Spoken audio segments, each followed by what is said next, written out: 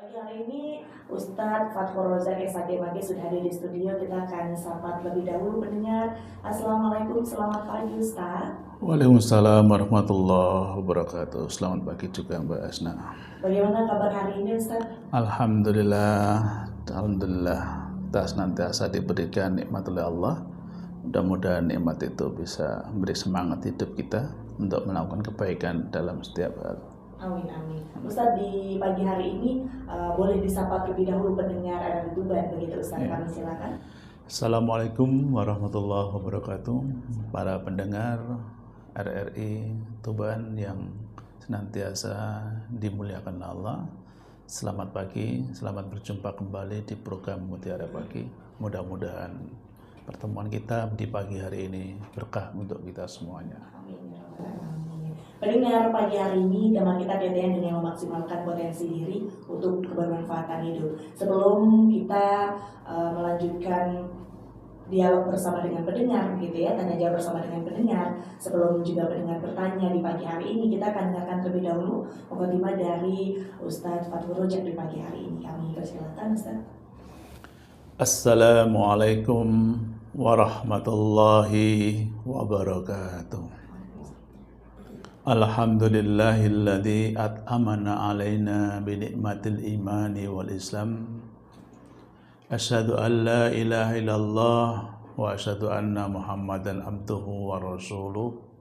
Allahumma shalli wa sallim wa barik ala nabiyyina Muhammad wa ala alihi wa ashabihi wa man ittaba'al huda ila yaumil qiyamah ma ba'd.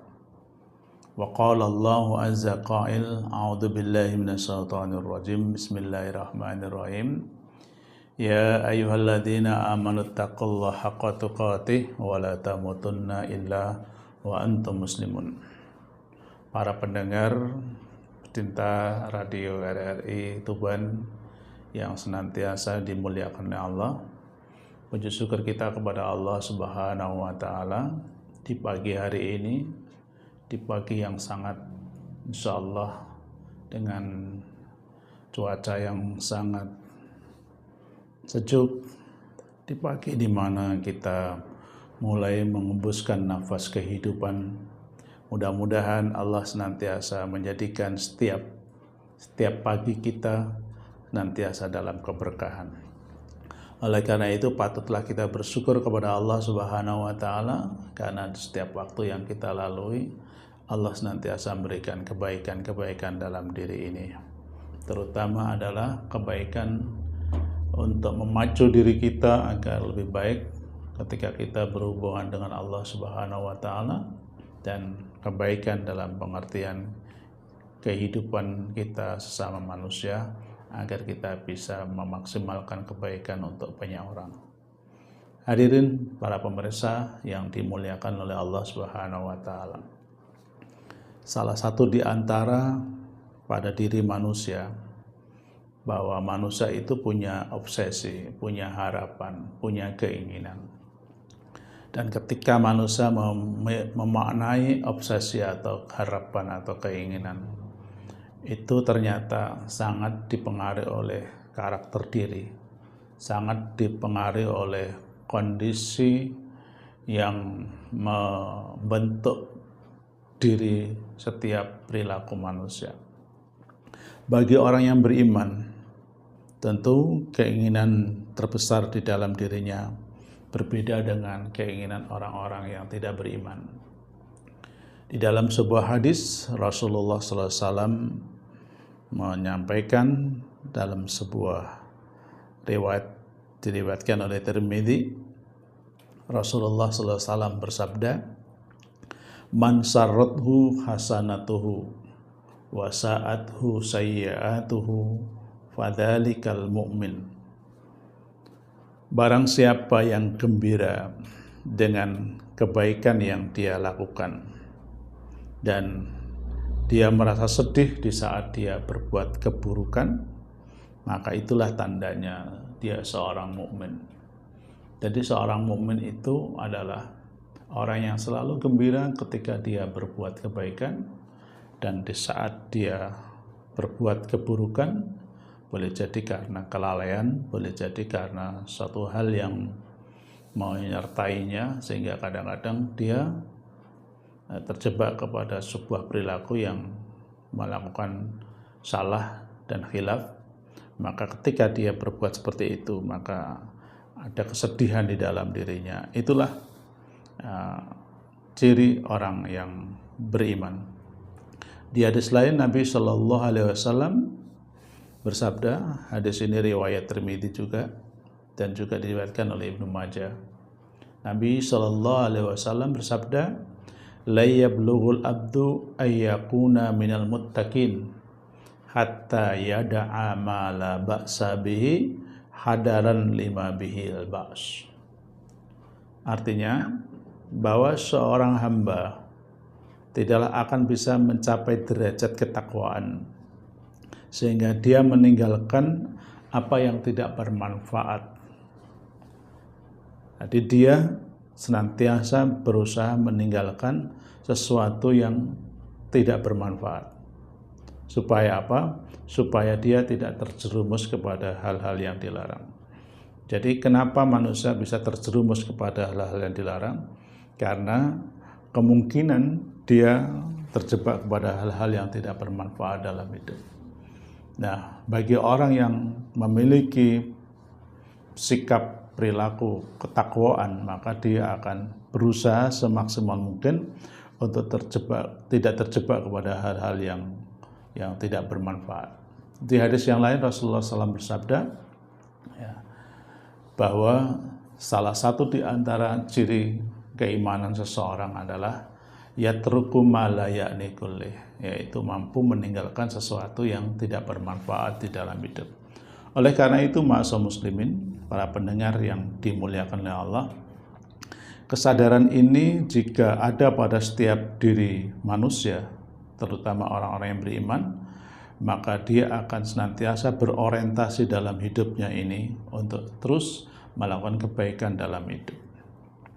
Tapi persoalannya, hidup manusia itu tidak selurus dengan apa yang dialami.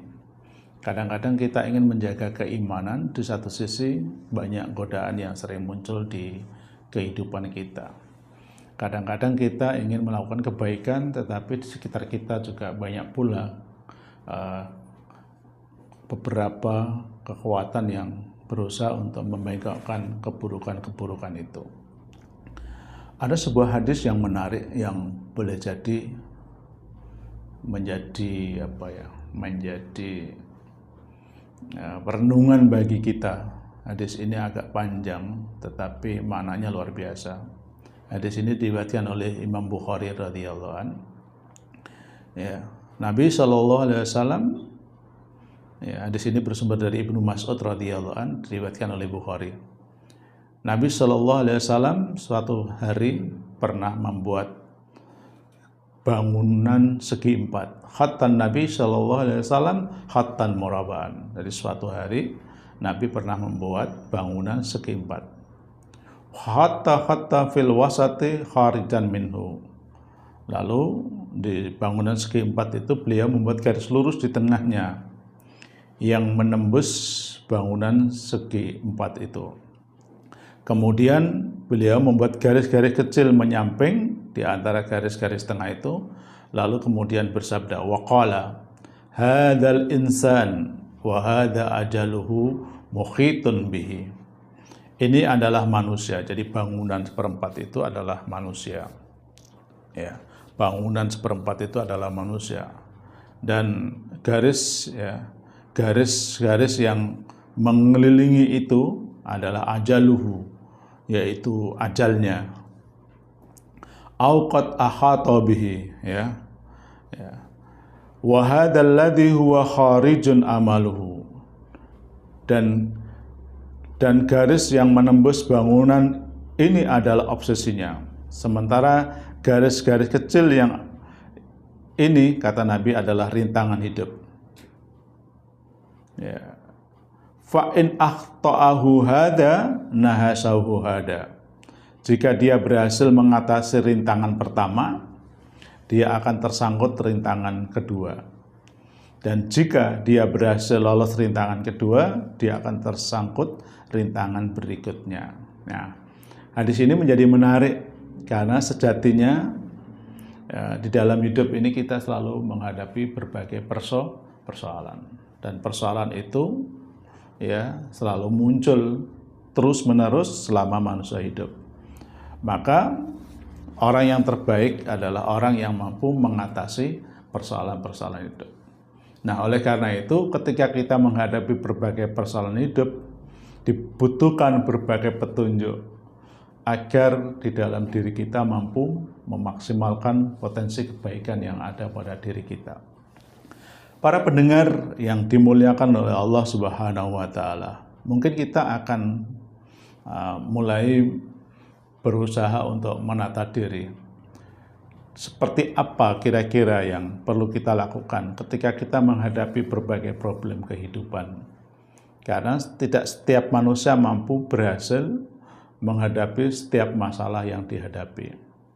Banyak justru kadang-kadang manusia terjebak kepada masalahnya, kemudian dia tidak bisa keluar menghadapi masalah itu. Persoalannya kalau masalah itu adalah kebaikan-kebaikan yang bisa mendukung untuk mendapatkan kebaikan selanjutnya, ini menjadi baik adanya. Tetapi ketika masalah yang dihadapi justru memperburuk kondisi seseorang dalam perilaku, dalam perkataan, dalam perbuatan, maka ini yang harus menjadi perhatian kita. Apalagi terkait dengan hidup dan kehidupan manusia dalam kehidupan yang nyata. Oleh karena itu ada 6 hal yang perlu kita lakukan agar dalam kehidupan ini kita bisa menata diri untuk melakukan agar hidup ini dalam kebaikan yang tampak. Yang pertama yang perlu kita lakukan adalah, ini yang penting di antara beberapa hal yang ingin saya sampaikan. Perlunya kita meneguhkan orientasi tujuan hidup. Perlunya kita meneguhkan orientasi tujuan hidup. Jadi ketika manusia mampu merumuskan tujuan hidup yang sebenarnya, maka dia akan mampu mengatasi segala masalah yang muncul di dalam dirinya. Lalu apa orientasi tujuan hidup? Kalau kita lihat di dalam beberapa ayat Al-Quran bahwa tujuan hidup manusia diciptakan oleh Allah tidak lain adalah untuk beribadah. Bagaimana firman Allah di surah Adz-Dzariyat, "Wa ma khalaqtul jinna wal insa illa liya'budun." Dan tidaklah kami ciptakan jin dan manusia, ya, termasuk kita manusia, itu adalah untuk beribadah. Jadi hanya untuk beribadah, ya. Cuma kadang-kadang kita gagal memahami makna ibadah ini. Jadi ibadah itu adalah sebuah perilaku keseharian yang kita lakukan dalam hidup ini. Baik hubungannya langsung kepada Allah Subhanahu wa Ta'ala maupun ketika kita berkumpul dalam kehidupan manusia secara umum. Dan kalau itu kita niatkan semata-mata untuk mendekatkan diri kita kepada Allah, maka perolehan dari apa yang kita lakukan pasti adalah upaya-upaya untuk terus menjadikan hidup ini untuk semata-mata beribadah kepada Allah. Banyak orang gagal memahami orientasi tujuan hidup ini. Ketika seorang gagal memahami orientasi tujuan hidup, maka biasanya gagal pula untuk mengatasi persoalan hidup. Di dalam sebuah hadis riwayat Imam Ahmad dan Ibnu Majah dari Zaid bin Sabit radhiyallahu an, Nabi sallallahu alaihi wasallam pernah bersabda, di mana saat itu Zaid bin Sabit mendengar Nabi sallallahu alaihi wasallam bersabda. Kata Nabi, ini kaitannya dengan orientasi hidup. Man kanat ad-dunya hammahu.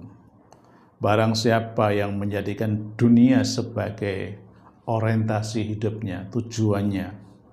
Ya, jadi dalam melakukan aktivitas kehidupan ini tujuannya semata-mata dunia. Dunia itu maksudnya ya mendapatkan imbalan. Jadi saya berbuat begini, saya harus dapat ini. Kalau saya melakukan ini, maka saya harus dapat ini. Nah, ketika dia tidak mendapatkan, lalu kemudian ada apa ya? Ada sikap kekecewaan di dalam dirinya, ada sikap penyesalan di dalam dirinya. Ternyata sudah saya lakukan begini-begini kok tidak mendapatkan apa yang kita inginkan. Itu maksudnya. Nah, kata Nabi, "Mangkanat ad-dunya hammahu", barang siapa yang menjadikan dunia satu-satunya sebagai tujuan dalam menghadapi masalah, farraqallahu alaihi amrahu, maka Allah akan mencerai-beraikan urusannya. Jadi ya dia hanya pada posisi itu saja, dia hanya ketika menghadapi masalah kemudian pola pikirnya adalah mendapatkan imbalan yang sama, ya seperti itu saja yang dia dapatkan. Wa ja'ala faqrahu baina ainihi, dijadikan di dalam kedua matanya itu sesuatu yang kurang. Jadi kalau mendapat sesuatu, nanti dia akan merasa kurang dan dia akan melihat ya apa yang diperoleh oleh orang lain, sehingga dia selalu membanding-bandingkan dengan apa yang dia dapatkan. Walam ya'tihi minad dunya illa ma kutiba lahu. Apa yang kita peroleh dalam hidup ini, kalau orientasi dunia, ya hanya dapat itu saja. Ya, dapat itu saja. Misalnya kita bekerja, ya dapat dari apa yang kita peroleh dari pekerjaan itu. Misalnya di pekerjaan itu kita ingin mendapatkan harta, ya dapat harta itu. Dari pekerjaan itu kita mendapatkan modal, ya hanya modal itu saja. Dalam banyak kehidupan, kalau kita misalnya membangun relasi, tujuannya hanya agar kita dikenal, ya sudah, ya mendapat supaya dikenal itu saja, tidak ada yang lain. Jadi Nabi mengingatkan bahwa ketika orientasi hidup kita itu dunia, ya hanya itu saja yang kita dapatkan. Nah, persoalannya ketika nggak kita dapatkan, lalu terus kita tidak siap ya menghadapinya. Ketika seorang tidak siap menghadapinya, lalu terus timbul penyesalan. Di bahasa dan wis tak rewang kaya ngono kok ternyata aku ora oleh apa-apa. Wis tak rewangi apa ora turu barang lho, kok aku ternyata oleh-oleh cuma kayak ngene. Nah, akhirnya kan sering obrolan seperti itu muncul ya. Ya. Bahkan waktu saya ini habis untuk pekerjaan ini, ternyata penghargaannya seperti ini. Ya karena orientasi kita tadi, apalagi misalnya seperti kita ya, seorang karyawan itu kan tingkat terbawah dari tingkatan sebuah tempat kerja ya. Ya. Kemudian karyawan itu dia bekerja ya sesuai dengan tugasnya itu saja ya. Ya dia dapatkan itu saja. Yang ketika tidak dapat, nah itu kadang-kadang terus terjadi sebuah kegerundelan di dalam jiwanya. Maka kata Nabi, wa man kanat al-akhiratu niyatahu, barang siapa yang menjadikan akhirat sebagai orientasi hidup. Akhirat itu jangan dipahami mari urip terus mati gitu. Ingat akhirat, bukan. Akhirat itu adalah nilai-nilai. Akhirat itu adalah motivasi. Akhirat itu adalah seperangkat ya, ajaran yang menjadikan kita untuk menjadi lebih baik. Jadi bekerja itu tidak sekedar bekerja, tapi bagaimana nilai-nilai kejujuran, nilai-nilai kebaikan itu ada di dalam perbuatan dan pekerjaan kita. Itu maksudnya akhirat. Akhirat juga berarti ketika kita bekerja jangan sampai melalaikan prinsip-prinsip keimanan yang ada pada diri kita. Terutama ketika waktu-waktu untuk beribadah, jangan sampai menjadikan kita lalai. Wa man kanat al-akhiratu niyatahu, barang siapa yang menjadikan sebuah pekerjaan itu akhirat tujuannya, ya, jama'allahu lahu amrahu, maka Allah akan mengumpulkan urusan-urusannya. Jadi urusan-urusannya itu menjadi lebih banyak, ya. termasuk kemanfaatannya juga lebih banyak. Jadi dia tidak hanya mendapatkan keuntungan duniawi, tapi dia juga mendapatkan keuntungan ukhrawi. Dia tidak hanya mendapatkan kepuasan secara materi, tapi dia juga mendapatkan kepuasan secara jiwa. Nah, ini yang dimaksud dengan orientasi hidup itu. Wa ja'ala ghinahu fi qalbihi. Nah, Allah jadikan di dalam hatinya serba cukup. Ya, serba cukup. Ketika kita mengalami kegagalan, kita segera tahu, oh, penyebab kegagalan itu seperti ini. Karena kita dibimbing oleh Allah Subhanahu wa taala, setiap perilaku yang kita arahkan itu mendapatkan petunjuk dan bimbingannya. Jadi kita merasa cukup dengan apa yang kita dapatkan. Bahkan misalnya kita mendapatkan imbalan yang menurut kita itu sangat kecil, tidak sepadan dengan apa yang kita sampaikan. Tapi karena kita merasa cukup, ya, dan apalagi dengan mengucapkan alhamdulillah ketika kita mendapat sesuatu, maka yang sedikit itu ternyata mampu memberikan kekuatan jiwa kita. Apalagi sebuah usaha atau pekerjaan itu sifatnya besar sekali, ternyata penghargaannya hanya kecil menurut pandangan sebanyak bagian manusia, tapi di sisi Allah itu adalah sesuatu yang besar, karena tidak ada sesuatu kebaikan yang kita lakukan itu sia-sia. Wa ja'ala ghinahu fi qalbih, karena di dalam jiwanya dijadikanlah Allah cukup. Wa atathu ad-dunya wa hiya raghimah. Dunia baginya adalah sesuatu yang remeh. Nah, jadi tidak ada artinya dunia itu baginya. Oleh karena itu, maka seseorang yang memiliki orientasi hidup. Hadis ini hadis qudsi. Barangkali para pendengar belum pernah mendengar hadis ini. Hadis ini luar biasa. Kalau kita memahami dengan benar, Pak, insya Allah kita semakin termotivasi untuk menata orientasi hidup ini. Di dalam sebuah hadis Rasulullah SAW bersabda, Innallaha ta'ala yaqul, sesungguhnya Allah Ta'ala berfirman. Di hadis ini hadis qudsi, ya ibna Adama, wahai anak Adam, tafarraq li ibadati, luangkan waktumu untuk beribadah kepadaku. Artinya, jadikanlah orientasi hidup ini semata-mata untuk beribadah. Karena waktu kita ini kan panjang ya, 24 jam. 24 jam itu yang kita lalui, kalau kita niatkan untuk beribadah, maka itu luar biasa. Tapi tidak semua orang bisa. Maka Allah meminta, luangkan waktumu untuk beribadah kepadaku. Artinya maknai waktu-waktu yang kita lalui untuk beribadah kepadaku. Amla sadraka ghinan. Kalau itu yang kamu lakukan, maka aku akan penuhi dadamu itu dengan serba cukup. Wa asudda faqraka, dan aku akan hilangkan segala kefakiran, segala kekurangan, segala kefakiran.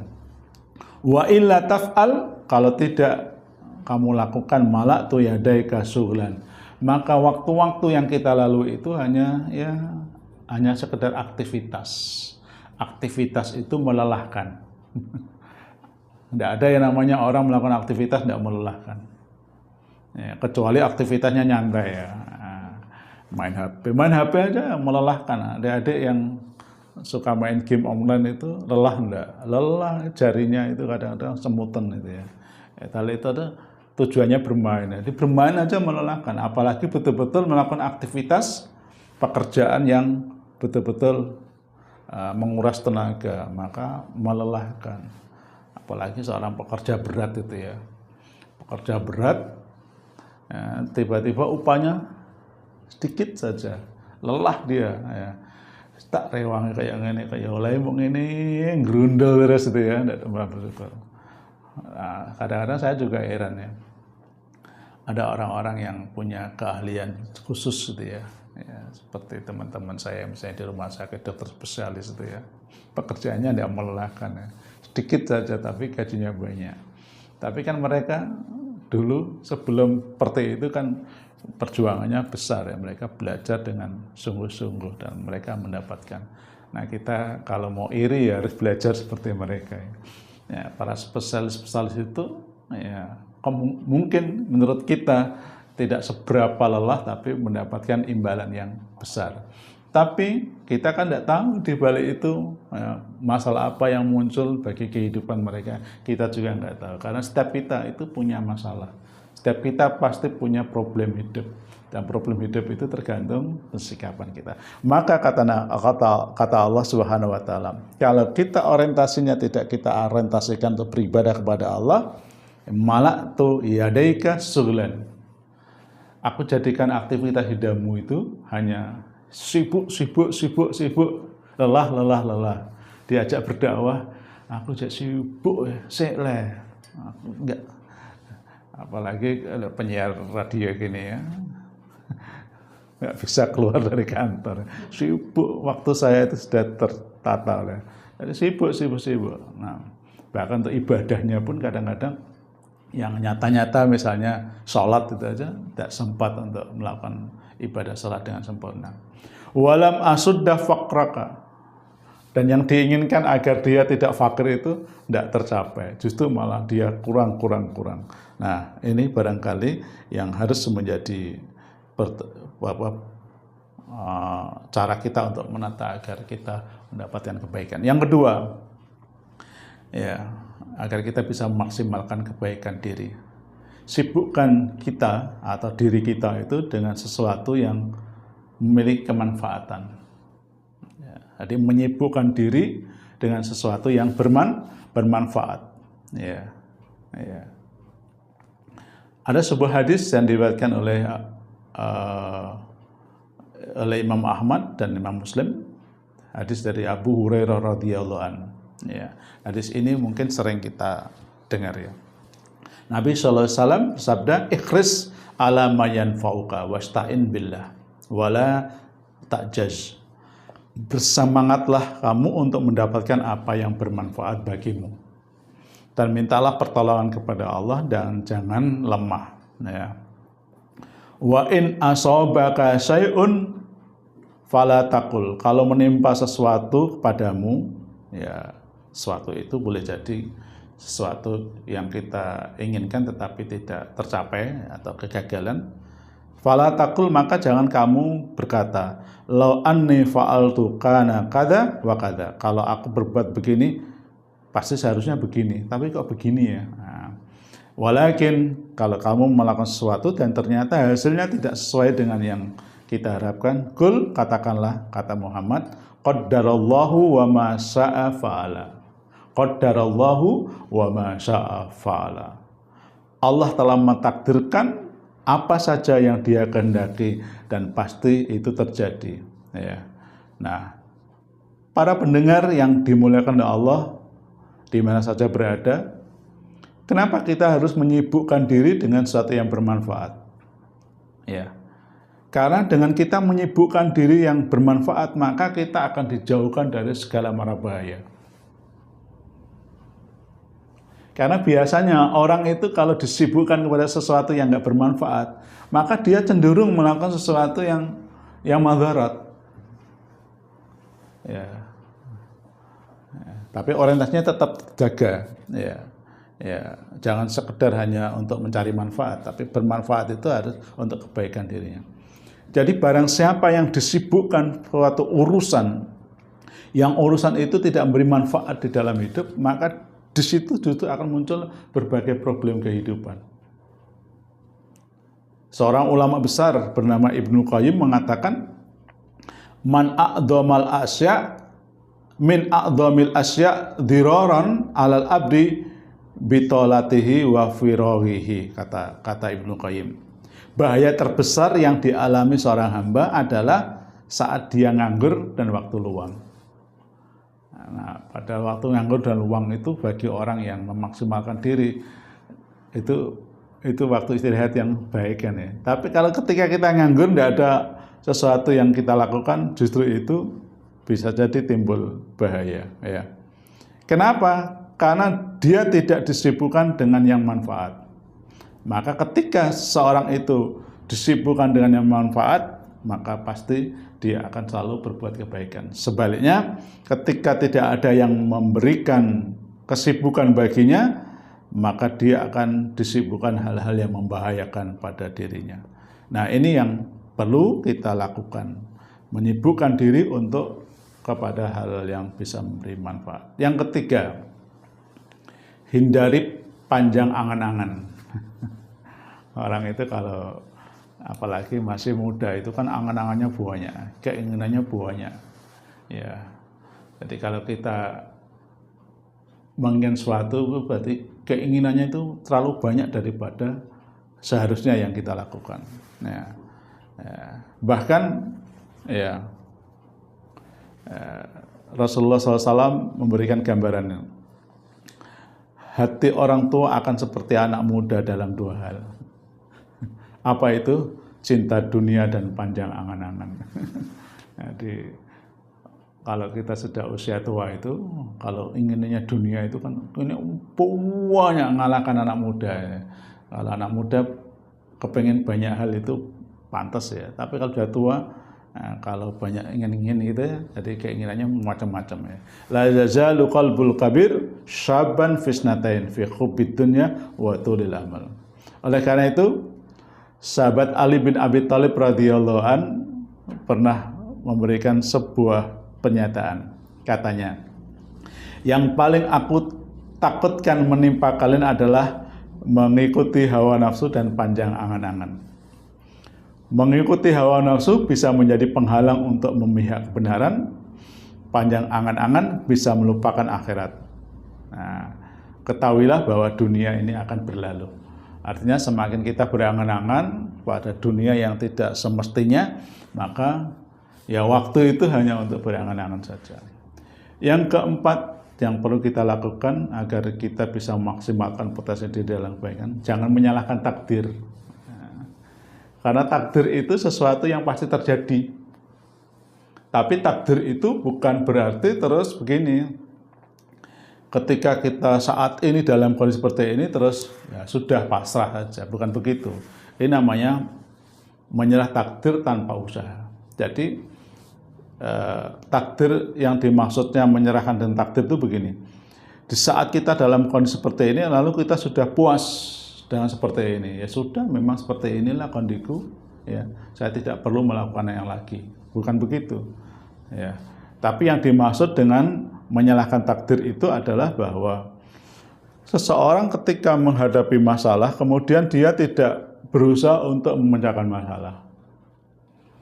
Misalnya ketika seorang sakit, ya sudah, sakit ini kan urusan Allah. Kalau kasih sembuh ya sembuh, kalau kasih tidak disembuhkan ya sudah. Nah, itu namanya menyalahkan takdir. Memang sedang diuji oleh Allah. Bukan begitu ya.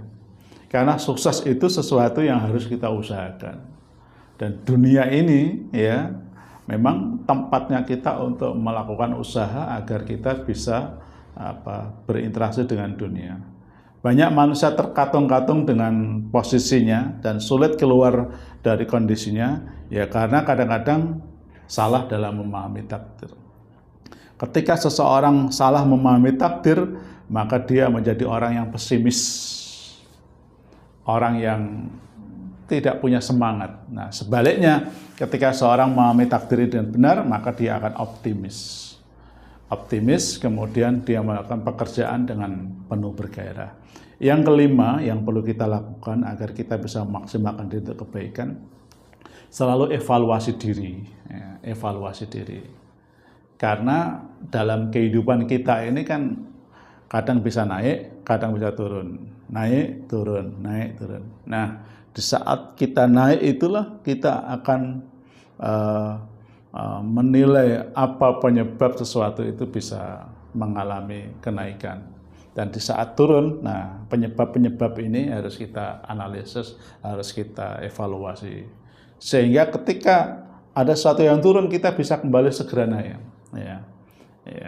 Di dalam ayat Al-Quran di surat Ali Imran, Allah Subhanahu wa taala berfirman, "Wasari'u ila magfiratin min rabbikum wa jannatin arduha samawati wal ardh uiddat lil muttaqin." Dan bersegeralah kamu ya Ya, wasari'u ila magfiratin, kepada ampunan Tuhanmu.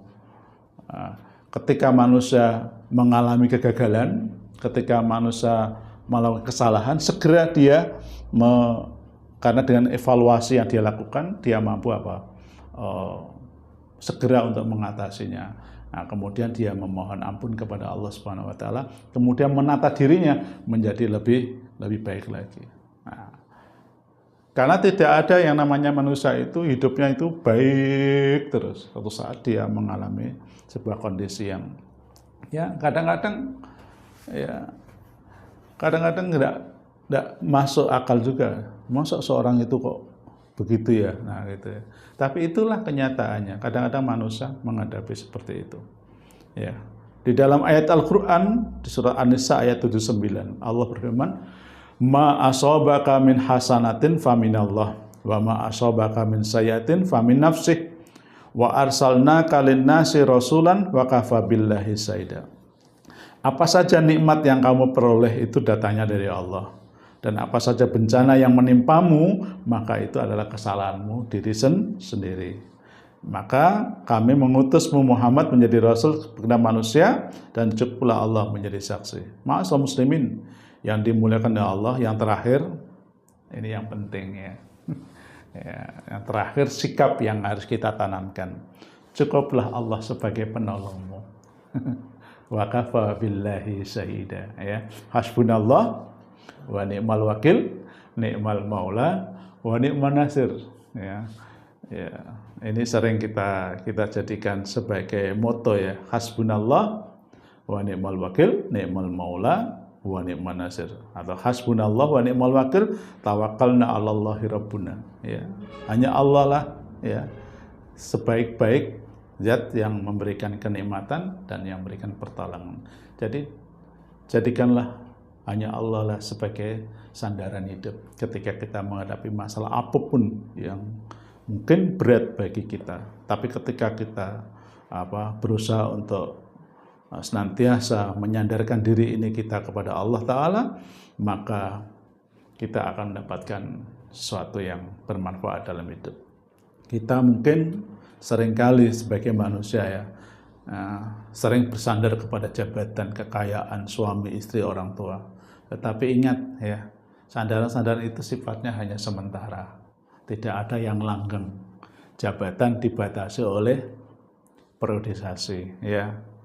Kalau suami istri dibatasi ketika masih menjadi suami istri atau masih sama-sama hidup. Orang tua juga gitu. Hidupnya dibatasi oleh usia, saudara kerabat gitu. Dia memiliki masalah-masalahnya sendiri. Nah, oleh karena itu tidak ada yang kekal ya. Nah, supaya kita ketika menghadapi masalah ini bisa menjadikan agar setiap masalah yang kita hadapi bisa kita hadapi dengan baik, maka kita harus bersandar dengan zat yang kekal, yaitu Allah Subhanahu wa taala. Sehingga ketika kita kehilangan apa saja, maka kita akan terus mendapatkan pertolongan dari Allah taala.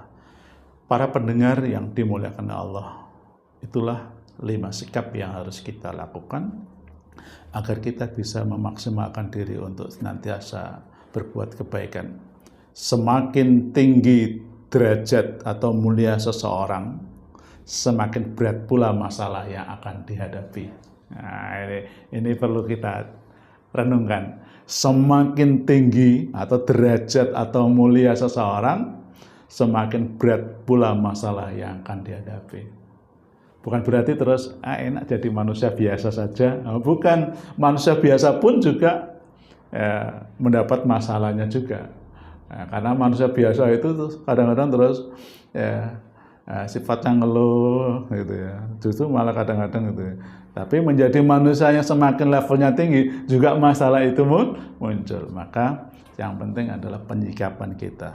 Nah, untuk menentukan apakah kita menjadi lebih mulia atau tidak, itu tergantung bagaimana kita menyikapi dan mengevaluasi diri sesudahnya. Semoga Allah selalu melimpahkan rahmat dan hidayahnya kepada kita semuanya, hamba-hambanya, dalam menghadapi dan menyikapi berbagai masalah yang kita lalui. dan menjadikan hidup ini menjadi lebih bermanfaat bagi diri kita sendiri dan bagi banyak orang lain. Hadanallahu wa iyyakum ajmain. Nasrun minallah wa qarib wa basyiril mu'minin. Assalamualaikum warahmatullahi wabarakatuh. Waalaikumsalam warahmatullahi wabarakatuh. Pendengar, tadi disampaikan mukadimah dari Ustadz Fathur Rojak pagi hari ini dengan tema kita kaitannya dengan memaksimalkan potensi diri untuk kebermanfaatan hidup kita pendengar. Ada 5 poin tadi yang disampaikan pendengar, sangat luar biasa sekali pagi hari ini. Kita masih ada waktu kurang lebih 10 menit untuk Anda yang bertanya di kesempatan kali ini.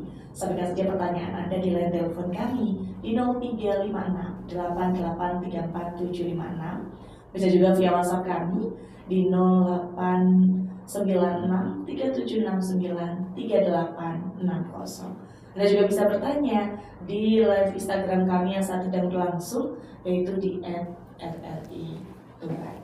Ustadz, satu pertanyaan masuk di WhatsApp kami kaitannya dengan pengembangan potensi diri ini yang selaras dengan prinsip-prinsip agama Islam ini harus seperti apa? Begitu Ustadz. Boleh sedikit ditanggapi secara singkat, sembari nanti ini ada pesan masuk lagi di WhatsApp supaya nanti pertanyaan bisa terjawab semua. Begitu Ustadz, kami silakan. Terima kasih. Saya akan menyampaikan dengan hadis yang tadi sahabat saya sampaikan. Mungkin penjelasannya kurang lengkap ya, karena memang saya harus menyampaikan poin-poinnya. Jadi Rasulullah SAW pernah bersabda, min husni islamil mar'i ya yatruku malayani. Nah, di sini kan pendek, tapi maknanya luar biasa. Min husni islamil mar'i, ciri kebaikan seseorang itu ya, apalagi seorang yang beragama Islam ya, yatruku malayani, dia mampu meninggalkan sesuatu yang tidak bermanfaat. Para ahli hadis menjelaskan sesuatu yang tidak bermanfaat itu apa. Yang pertama, sesuatu yang bermanfaat itu adalah sesuatu yang memang hukumnya sudah jelas ya. Hukumnya jelas, tidak bermanfaat. Apa sesuatu yang bermanfaat? Itu haram. Sesuatu yang haram itu adalah sesuatu yang tidak bermanfaat. Sesuatu yang secara sharih jelas sudah diharamkan oleh Allah dan Rasul-Nya, maka pasti mengandung madarat bagi hidup. Tidak ada ya. Contoh minuman keras. Minuman keras itu bermanfaat enggak? Jawabannya orang yang sangat cerdas pasti mengatakan tidak bermanfaat. Kan tidak ada ceritanya sesuatu ya yang dilarang oleh Allah dan Rasul itu ada manfaatnya. Mungkin manfaatnya saat itu, tapi bahaya yang timbulkan adalah dibalik perilaku itu. Ya, contoh tadi saya sebutkan contoh minuman keras ya. Minuman keras sekedar untuk memuaskan nafsu, memuaskan itu ya, itu mungkin bermanfaat saat itu. Tapi madarat yang ditimbulkan ya, kerusakan sel-sel tubuh, kerusak pikiran dan lain-lain. Nah, baru lagi menghambur-hamburkan uang dan lain-lain. Itu ya. Jadi sesuatu yang haram pasti mendatangkan madarat. Ya, ada Ustaz manfaatnya apa? Paling benar sedikit sekali ya. Saat itu saja sekedar untuk memuaskan keinginan itu aja ya. Kalau keinginan tercapai, gitu ya. Yang kedua, sesuatu yang bermanfaat itu adalah sesuatu yang dibenci oleh agama, dibenci oleh agama. Kemudian menurut anggapan manusia itu baik, itu bermanfaat, tetapi sebetulnya tidak bermanfaat. Ya. Sering kita maknai sesuatu yang bermanfaat itu adalah makruh hukumnya. Ya. Jadi justru kadang-kadang kita itu suka hal-hal yang makruh, hal-hal yang belum jelas hukumnya gitu ya. Antara halal dan haramnya itu belum jelas itu, sehingga terjadi perdebatan. Nah, gitu. Ini boleh, ini enggak. Apalagi kalau ada pendapat ulama mengatakan ini halal, pendapat ulama ini haram. Waduh, mana nih yang benar ini? Bingung ini ya. Nah, maka ketika kita menghadapi sikap seperti itu, yang baik adalah meninggalkan. Meninggalkan. Nah, dengan demikian maka kita selamat ya dari sesuatu yang tidak bermanfaat. Ya. Contoh misalnya musik. Nah, kemarin sempat terjadi perdebatan panjang musik itu boleh atau tidak. Ya tergantung isi musiknya, kan gitu ya. Nah, kalau musiknya isinya untuk menguatkan kita untuk takarub pada Allah, mengingatkan kebaikan, ya saya kira, apalagi isinya tentang perjuangan-perjuangan, Anda boleh aja. Tapi kalau musiknya misalnya, ya di situ cengeng, kemudian apa ya, melalaikan ibadah, gitu ya. Apalagi waktu kita mendengarkannya itu bersamaan dengan waktu-waktu ibadah. Nah, yang begini kan tidak seharusnya dilakukan ya. Nah, tergantung cara memaknai ya, itu ya. Dan yang ketiga adalah sesuatu yang bermanfaat itu adalah sesuatu yang awalnya boleh. Awalnya boleh, tetapi karena perlakuan kita kepada hal yang boleh itu menjadi tidak baik dalam hidup kita. Contoh makan. Makan itu kan boleh, ya, apalagi saat lapar. Saat lapar makan itu kan enak ya. Tapi kemampuan perut kita ini kan terbatas. Ya. Tapi karena lapar makannya banyak. Nah, akhirnya apa? Akhirnya perut ini isinya hanya makan saja gitu ya. Padahal kan enggak ya. Kalau Nabi itu kan kalau makan itu kan diatur ya. Sepertiga untuk makan, sepertiga untuk minum, sepertiga untuk bernafas di dalam tubuh ini. Sehingga ketika makan ya semakin enak. Ya. Tapi karena orang tidak memperhatikan cara makan, akhirnya makannya kadang-kadang berlebihan. Ya. Apalagi makan yang dimakan juga bukan yang halalan, thayyiban, malah tambah parah gitu ya. Pola makan saja diatur, apalagi hal-hal yang terkait nyata-nyata bahwa halal dan haram itu menjadi suatu yang perlu menjadi perhatian kita. Jadi ini penting. Nah, jadi ketika kita berbuat baik, dalam hal apa kita bisa berbuat baik, maka sebetulnya itu tergantung persikapan kita terhadap sebuah kebaikan yang kita maknai dalam hidup ini. Kesimpulannya begini, seseorang mukmin yang senantiasa berbuat baik dan kita tahu bahwa itu adalah kebaikan, maka di saat itulah harus tumbuh di dalam diri kita sebuah kegembiraan. Sebaliknya, kalau ketika kita melakukan sesuatu dan sesuatu itu ternyata adalah tidak baik pada diri kita, maka lalu timbul sebuah penyesalan dan untuk tidak dilakukan lagi. Maka seperti itulah kira-kira konsep kebaikan yang seharusnya dilakukan oleh setiap orang yang beriman. Baik, terima kasih Ustadz. Dan teringat di pagi hari ini mendekati pukul 6 waktu Indonesia Barat, kita harus beralih program gitu. Tapi ini satu pertanyaan lagi yang masuk Ustadz, boleh dijawab secara singkat begitu ya. Ustadz, untuk menjaga keseimbangan antara pengembangan potensi duniawi dan juga akhirat itu seperti apa gitu? Iya, nah ini masalah yang sering muncul ya. Begini, saya sering menggambarkan bahwa waktu ini kan kita kan 24 jam ya. 24 jam yang kita lalui ini. Ya. Dan itu semuanya adalah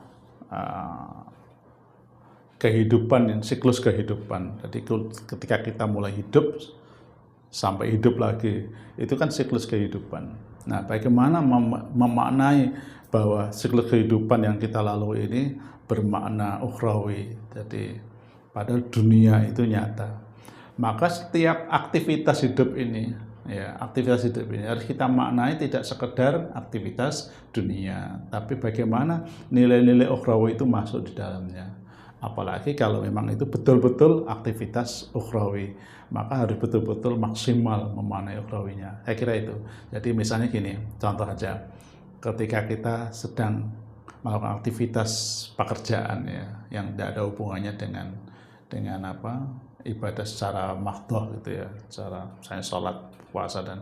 Nah, pekerjaan ini kan pekerjaan dunia, tapi kan saat kita sedang intima bahasanya dan asik dengan pekerjaan itu, maka nilai-nilai ukhrawi itu harus ada. Apa itu? Kejujuran, keadilan, keseimbangan, dan itu harus ada. Jadi pas saat misalnya kita sedang melakukan aktivitas transaksi, transaksinya ini boleh atau tidak. Nah, ketika kita sudah mempertimbangkan boleh dan tidak, ini halal haram, itu di dalam sudah ada aktivitas ukhrawi namanya. Jadi nilai-nilai yang dimasukkan di dalam aktivitas itu tidak semata-mata dunia, tetapi bagaimana pertanggungjawaban dari aktivitas yang kita lakukan. Itu maksudnya memaknai setiap aktivitas hidup ini. Bahkan tidur kita saja itu bisa bermakna ukhrawi. Apa itu? Ketika mau tidur, kita berdoa kepada Allah Subhanahu wa taala, maka dengan niat tidur itu sebagai ibadah, maka kita ketika bangun, maka kita mendapatkan kenikmatan yang luar biasa. Saya kira itu untuk Terima kasih Ustaz. Di pagi hari ini boleh terakhir sebagai closing statement begitu Ustaz di 3 menit terakhir sebelum kita tutup program Mutiara Pagi di pagi hari ini. Monggo kami persilakan. Untuk menutup closing ini, saya akan menyampaikan hadis Nabi Sallallahu Alaihi Wasallam dari Abu Sa'id Al-Khudri. Sungguhnya Rasulullah SAW bersabda, "La yasba'al mu'min min khairin yasma'uhu hatta yakuna muntahahal jannah." Hadis riwayat Tirmidzi. Seorang mukmin tidak akan merasa bahagia dan tidak akan merasa kenyang dengan kebaikan yang dilakukan sebelum dia memaksimalkan diri mendapatkan sesuatu yang dia dengar bahwa tempat akhirnya adalah surga. Dan itu sebuah nikmat yang luar biasa, dan mudah-mudahan kita dimudahkan segala urusan kita kepada Allah untuk terus melakukan kebaikan agar kita menjadi orang-orang yang senantiasa dalam kebaikan. Saya kira itu, dan mudah-mudahan setiap masalah yang kita hadapi, kita selalu dapat mengatasi masalah itu dengan terus menjadikan Allah sebagai sandaran di dalam tiap aktivitas yang kita lakukan. Terima kasih. Baik, terima kasih Ustaz. Pagi hari ini mendengar program Mutiara Pagi bersama dengan Ustaz Fathur Razak dari Pimpinan Daerah Muhammadiyah Tuban dengan tema kita adalah maksimalkan potensi diri untuk bermanfaatan hidup. Terima kasih untuk Anda yang sudah bertanya sekaligus bergabung bersama kami di pagi hari ini. Tepat